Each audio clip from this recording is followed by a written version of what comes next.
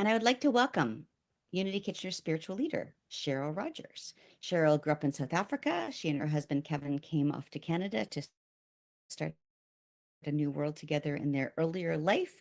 I know that Cheryl's often mentioned that she grew up in a very open-minded household,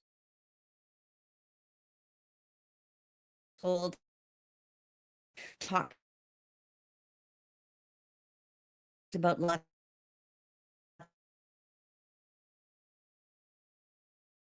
of things, had discussions about lots of things, and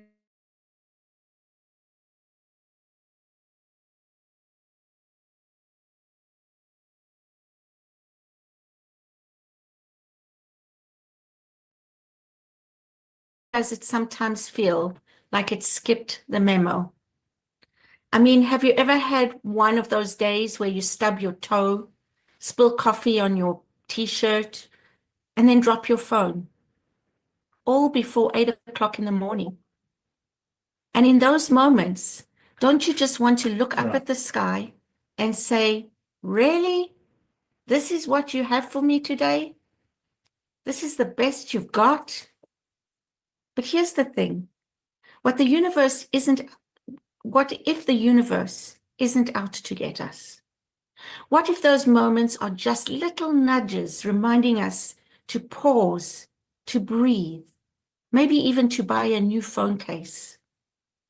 Seriously though, today we're taking a look at a question that has puzzled and challenged spiritual seekers and skeptics alike for hundreds of years. If the universe is fundamentally good, why do bad things happen? This question isn't just a philosophical one. It's sometimes deeply personal. We've all experienced pain and loss. And when we look at the state of the world, wars, starvation, and suffering on a massive scale, it's natural to question how all of this fits into the idea of a good universe. I'm going to approach this question from a vibrational perspective, bridging science and unity teachings. We'll take a look at the nature of energy, frequency, and vibration, which both quantum physics and spiritual traditions tell us form the basis of all reality.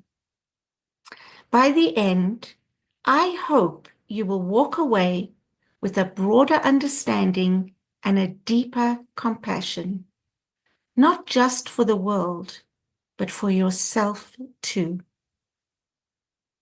Unity teaches us that God is not a distant being judging and intervening in the world, but an omnipresent power, a creative force of love that permeates everything.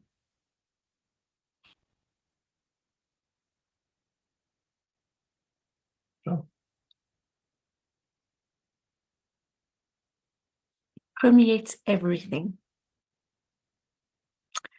Charles Fillmore wrote, God is the everywhere present spirit of absolute good.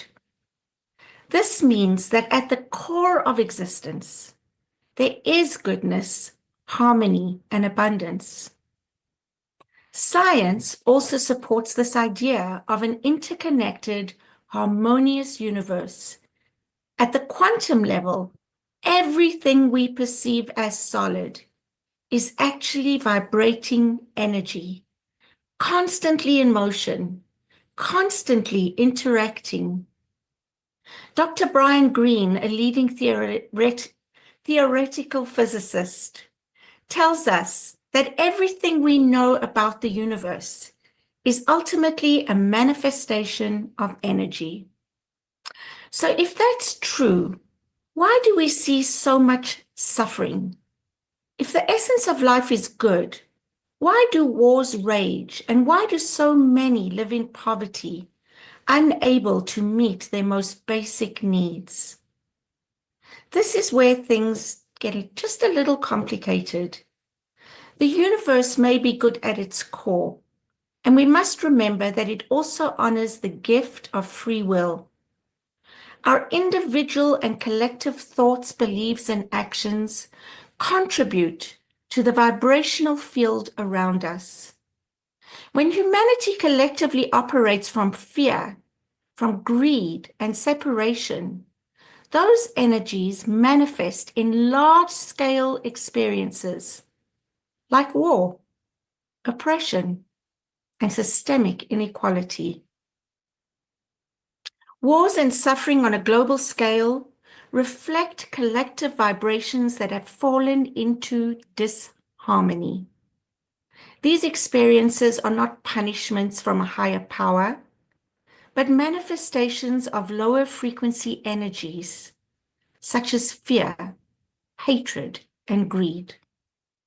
While this may sound harsh, it's not about blaming individuals for these tragedies.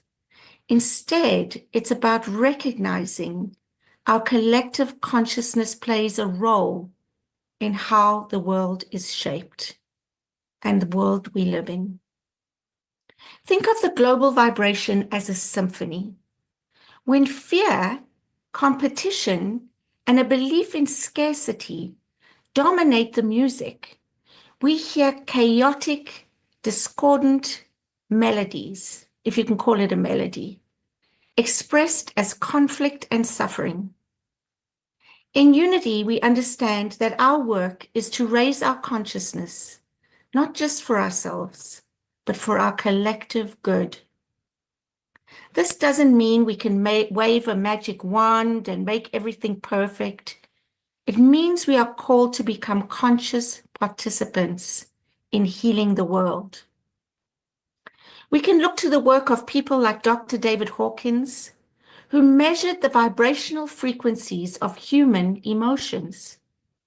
He found that emotions such as shame, guilt, and fear vibrate at very low frequencies, while love, peace, and joy vibrate at much higher ones. The collective vibration of the world shifts as more individuals begin to operate from higher frequencies. Before we move on, though, it's important to acknowledge something that can sometimes happen in spiritual communities, something we call spiritual bypass. Spiritual bypass is when we use a spiritual principle to avoid dealing with life's hard truths and our own pain. It's the tendency to dismiss suffering by saying things like, everything happens for a reason, or it's all just an illusion. While these statements may hold some truth, they can also prevent us from facing the reality of human experience. We are here to fully engage with life, not to escape from it. Pain and grief are part of the human experience, and denying them doesn't raise our vibration. It only buries them deeper. Unity reminds us that healing begins with truth. We can only raise our consciousness when we acknowledge where we truly are. So when we encounter war, poverty, or injustice, our response shouldn't be to bypass it with a smile and a positive affirmation. Our response is to show up, to meet these expectations with love and compassion, and to ask, what is mine to do? Sometimes that looks like personal healing, raising your own vibration by releasing fear and cultivating forgiveness.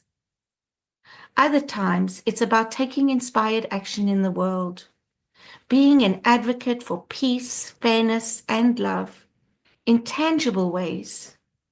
As the Dalai Lama said, it's not enough to pray for peace. We must act on behalf of it. Now that we've looked at suffering from both a personal and collective perspective, let's return back to our core question. Why do bad things happen in a good universe? What if we could see bad things, not as obstacles, but as invitations, challenges meant to help us evolve and raise our consciousness? It's often through our hardest moments that we grow the most. While I would never wish suffering on anyone, I have witnessed and experienced again and again how pain can be a powerful teacher. There have been many times in my life when I truly believed I couldn't handle the pain I was feeling or the circumstance I was in. I thought it was the end of my world. I couldn't see a way through the darkness, and it felt so heavy and overwhelming. And yes, it often was the end of my world as I knew it. And yet here I am. Somehow I survived. It wasn't quick or easy. In some cases, it took years. And now in hindsight, I can look back and recognize that those experiences, far from destroying me, have actually shaped me, have shaped who I am today. They gave me strength I never knew I had, compassion I didn't know I could feel, and a depth of understanding that wouldn't have been possible without the struggle. I'm sure many of you can relate. You've probably had moments in your life when everything seemed to fall apart, yet somehow you made it through. And when you look back, you might even see the growth that came from those painful times. Unity teachings remind us that every experience is a part of our soul's journey. Even the most painful experiences contain within them the seed of transformation. Eric Butterworth, a longtime Unity minister and author who has since passed, he wrote, "The only way to rise above is to go through." The only way to rise above is to go through. In science, we see a similar idea. Systems in nature often go through periods of chaos before reaching a higher level of order. A star, for instance, must collapse before it can become a supernova, birthing new worlds in the process. In the same way, our personal and collective struggles are part of a greater unfolding. So what can we do? How do we live in a high vibrational state while also staying engaged with the world's suffering? First, we must cultivate awareness. Pay attention to our own vibration. When we notice ourselves slipping into fear or judgment, pause, realign. Unity teaches us that affirmative prayer, meditation, and gratitude are powerful tools for raising our vibration. Secondly, don't bypass the pain, yours or the world's. Meet it with love, but also with action. Remember, you're not powerless. Every thought, every act of kindness, every time you choose love over fear, you contribute to the collective vibration. And thirdly, trust the process. The universe is inherently good, even when it doesn't seem that way. The challenges we face individually and collectively are not signs that something has gone wrong. They are part of our evolution. Now, as we wrap this up, I hope you're leaving with a fresh perspective on why bad things happen in a good universe. And if not, I'll just leave you with this. The next time life throws you a curveball, just remember it's not personal, it's vibrational. And if all else fails, there's always chocolate, naps, and cat videos. Don't you just love them? Let us close with this quote from Ernest Holmes. No matter what the circumstance, life is for us, not against us. It is forever inviting us to grow, to love, and to become more than that we were before. So I want to thank you for being here today and for sharing your good vibes with me. You truly are part of this beautiful, sometimes messy, but always amazing universe. May you continue to raise your vibration and be a light in the world. So let us now just take a moment and move into our meditation. Make yourself comfortable wherever you are seated or lying down. Let your spine be tall but not rigid. And just relax into your body. Take in a deep breath. Feel those shoulders just fall down into a relaxed pose. Put your hands on your laps or your thighs and close your eyes if you're comfortable, or lower your gaze if that feels better to you. Notice your breath. Inhale deeply through your nose, feeling your abdomen expand. And exhale fully through your mouth.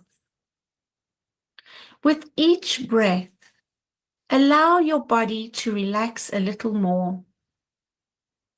If any tension remains in your shoulders or jaw, visualize the exhale gently carrying it away.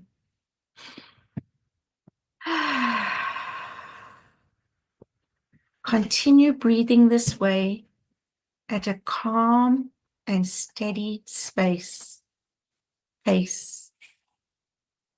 Picture yourself standing in a soft, radiant glow, a warm light that gently pulses with love, wisdom, and compassion. This light represents the ever-present good that lives in and all around you. Notice how it expands outwards, touching everything in your awareness.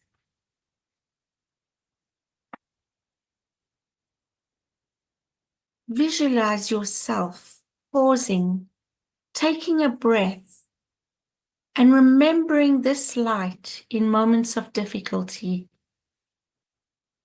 This light naturally shifts your vibration to a place of great calm and kindness. Each time you exhale, imagine the light radiating further and further out, blessing your surroundings with the energy of wholeness.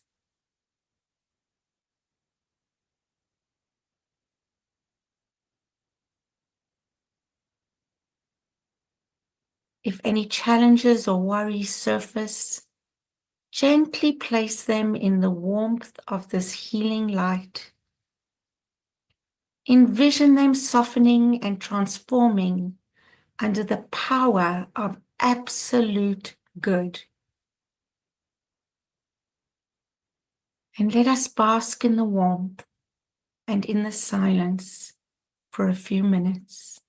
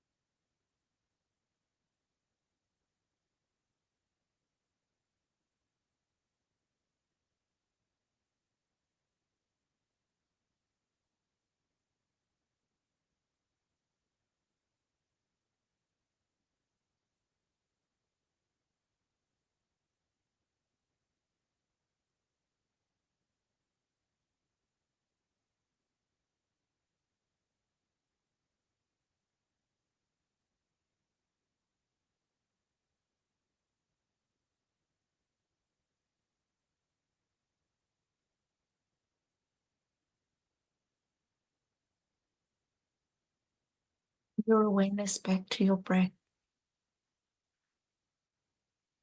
Wiggle your fingers and toes. And when you're ready, gently open your eyes or lift your gaze. Carry the sense of calm, trust, and connection within you into whatever comes next. Remembering always that you can return to the healing light whenever you need to realign with the good that is ever present within you and around you. Thank you.